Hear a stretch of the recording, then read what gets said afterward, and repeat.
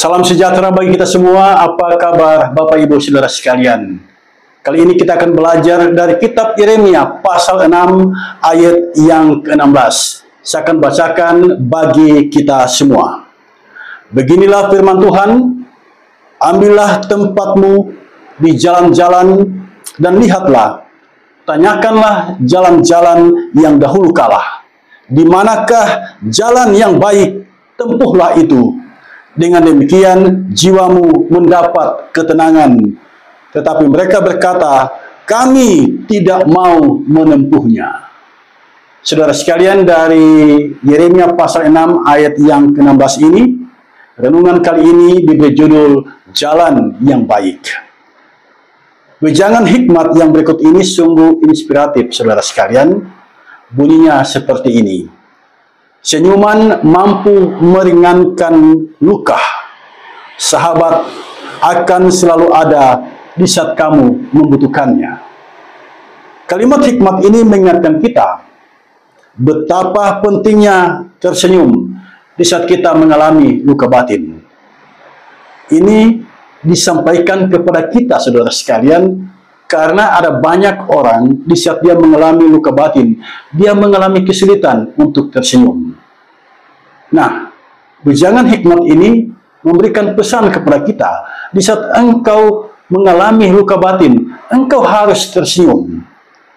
Sebab tersenyum ternyata membantu meringankan luka batin. Di sisi lain, kita pun diingatkan bahwa yang dapat disebut sahabat adalah mereka yang hadir di saat kita membutuhkannya. Kita bisa saja berteman dengan banyak orang, tetapi tidak semua orang yang berteman dengan kita dapat kita katakan sahabat. Anda bisa saja memiliki 1001 teman di media sosial, tetapi apakah mereka benar-benar hadir di saat engkau membutuhkannya? Pendampingan Nabi Yeremia bagi umat Israel sesungguhnya pendampingan seorang sahabat yang tidak tega melihat kehancuran bangsanya. Melalui dirinya, Tuhan menyampaikan petunjuk hidup kepada bangsa Israel di Yerusalem. Namun, tidak ada seorang pun yang mau mendengarkannya. Saya mengajak kita berimajinasi, saudara sekalian. Petunjuk hidup telah Tuhan berikan kepada kita, dan kita bisa membacanya di Alkitab.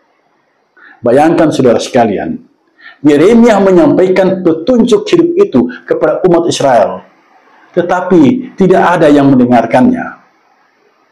Khotbah Yeremia tidak didengar oleh umat kala itu. Kalau Anda berkhotbah, lalu tidak ada yang mendengar khotbahmu, bagaimana perasaanmu? Itulah penderitaan batin yang dialami oleh Nabi Yeremia. Dengan penuh semangat dia berkhotbah di Yerusalem, tetapi orang-orang di sana tidak mendengarnya. Seruan Tuhan kepada umat Israel melalui Nabi Yeremia agar mereka menempuh jalan baik, mereka tolak. Mereka tolak, saudara sekalian.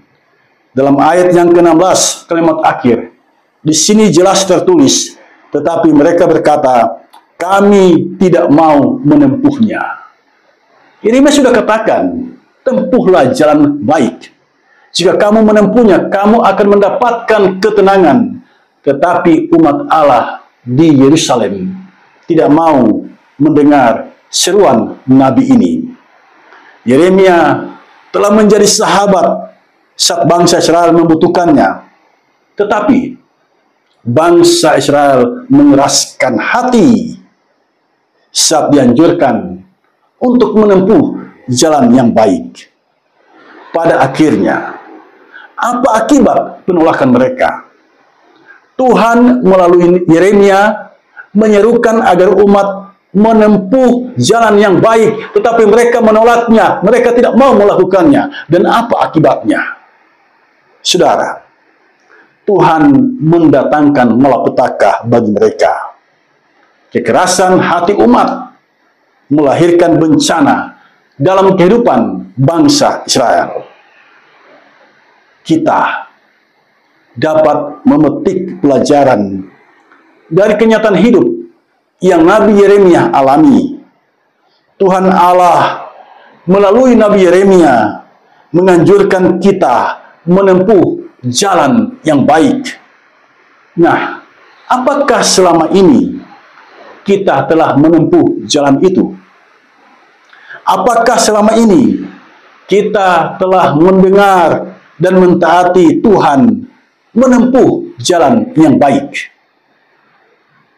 Peristiwa ulang tahun sesungguhnya bukan sekedar momentum bertambahnya usia seseorang.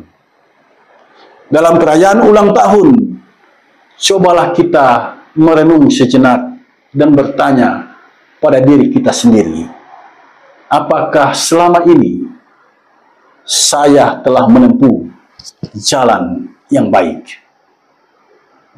Berita firman saat ini kiranya memotivasi kita untuk menempuh jalan baik dan berjuang memelihara diri di jalan itu. Segala kekhilafan dan kesalahan orang di masa lalu, ampunilah. Ampunilah jika kita punya niat, jika kita punya tekad, jika kita punya semangat untuk berada di jalan baik. Semua kesalahan orang, semua apa yang mereka perbuat kepada kita yang menyakiti hati kita, biarlah semuanya berakhir di sini. Ini adalah tindakan nyata jika kita mau berjalan di jalan yang baik. Saudara, Tuhan memiliki rancangan bagi kita, dan rancangan Tuhan itu adalah rancangan damai sejahtera. Kita bisa melihatnya dalam kitab Yeremia pasal 29 pada ayatnya yang ke-11. Tuhan merancang damai sejahtera bagi kita. Tuhan merancang masa depan yang baik bagi kita. Di saat kita berhari ulang tahun, ingatlah jaminan Tuhan ini bahwa Dia merancang damai sejahtera bagi kita. Rancangan Tuhan itu pasti Tuhan nyatakan sepanjang kita menempuh jalan yang baik, yaitu kehendak Tuhan di dalam firman-Nya. Tempuhlah jalan itu. Tempuhlah jalan itu. Bertambahnya usia semakin memotivasi kita untuk menempuh jalan baik, yaitu kehendak Tuhan di dalam firman-Nya. Amin.